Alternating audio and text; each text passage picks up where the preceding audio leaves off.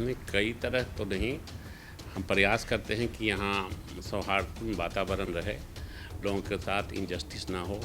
कोई भी मरीज़ जो भी पेशेंट है जो दूर दराज से आते हैं, उनके लिए as a in charge, as a doctor, as a paediatrician मैं यहाँ सदैव तत्पर रहता हूँ। यहाँ मैं जाता भी हूँ तो 5:30-6 बजे के बाद ही जाता हूँ। सब काम अस्पताल का हो जाने के बाद ही जाता हूँ। प्रयास करता हूँ कि कहीं कुछ ऊंच नीच ना हो, लेकिन यदि कहीं हो रहा है तो उसको भी हम देखेंगे, उसको संज्ञान में लेंगे। जैसा आप बोले उस अनुसार उन पर कार्रवाई की जाएगी। नहीं, वो वीडियो तो मेरे समय का है नहीं, पहली बार। लेकिन यदि कोई डॉक्टर किसी मरीज़ के साथ भी दुर्व्यवहार करते हैं तो कार्रवाई तो होनी चाहिए। कार्रवाई हम कर नहीं सकते हैं, कार्रवाई करना हायर मैनेजमेंट का काम है।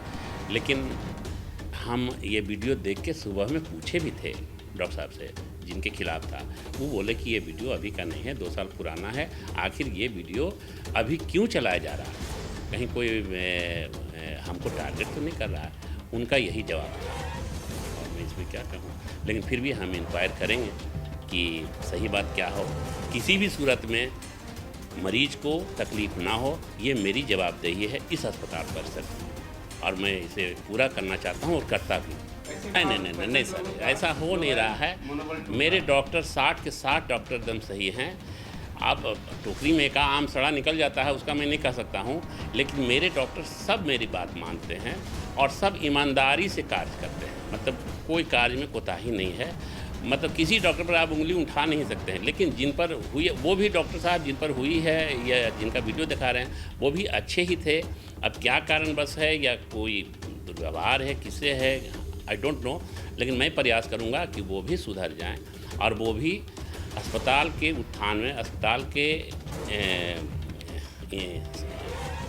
के अच्छाई के लिए कार्य करें और ईमानदारी से कार्य करने से बात करें। मैं फिर ये तो मैनेजमेंट को खबर हो गई है। मैनेजमेंट कुछ कहेगी, जैसा वो निर्देश देंगे वैसा हम करेंगे। और इसमें हम बहुत नहीं बोल सकते हैं, वो भी मेरे छोटे भाई हैं, मैं क्या बोलूं।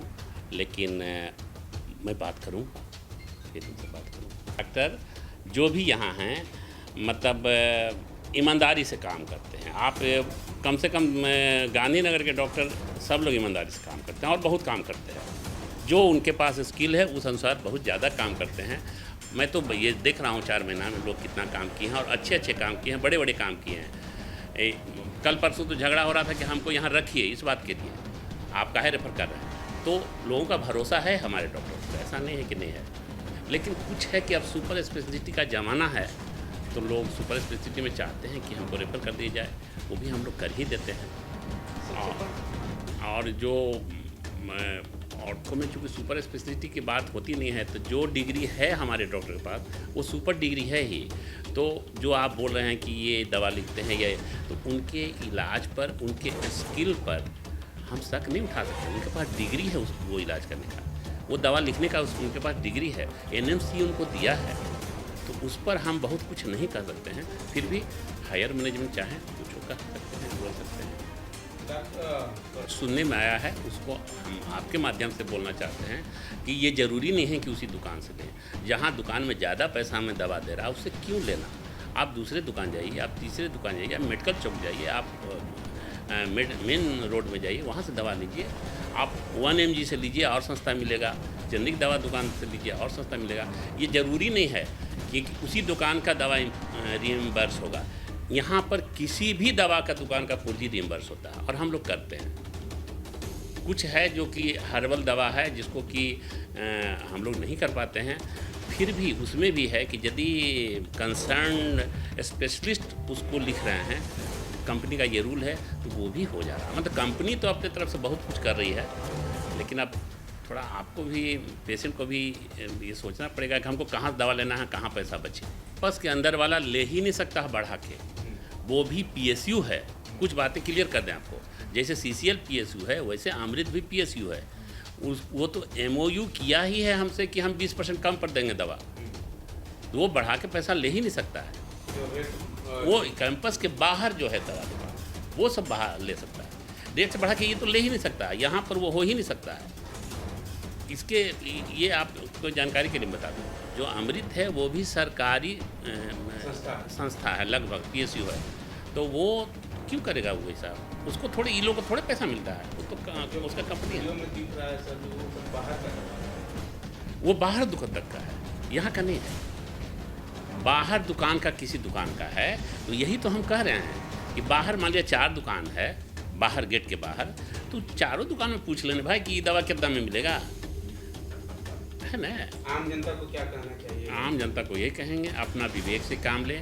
हाँ, यदि कोई डॉक्टर साहब आपसे बदतमीजी कर रहे हैं, मेरे पास आएँ, मैं दूसरे डॉक्टर से दिखाऊंगा, ना होगा तो मैं आपको रेफर कर दूंगा।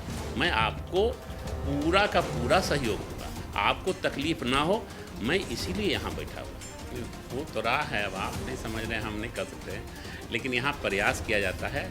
और हम लोग का जो मेडिकल लाइन है वो थैंकलेस लाइन है। हम लोग कितना भी प्रयास कर लें, कितना भी मदद कर लें, तो लोग उसको फिर मतलब ठीक हो रहा है, मरीज तो कभी भी गड़बड़ा सकता है, तुरंत गाली देने लगेंगे 4-5 दिन के बाद। तो ये जॉब ही हम लोग का ऐसा है कि बहुत हम उसके लिए थैंकफुल नहीं हो पाते हैं। फिर भी मेरे डॉक्टर जो हैं, मेरे यहाँ जितने भी स्पेशलिस्ट हैं, अपने तरह से पूरा प्रयास करते हैं कि जो उनके पास स्किल है, जो वो जानते हैं, उससे बेटर से बेटर इलाज करें, और करते हैं। डॉक्टर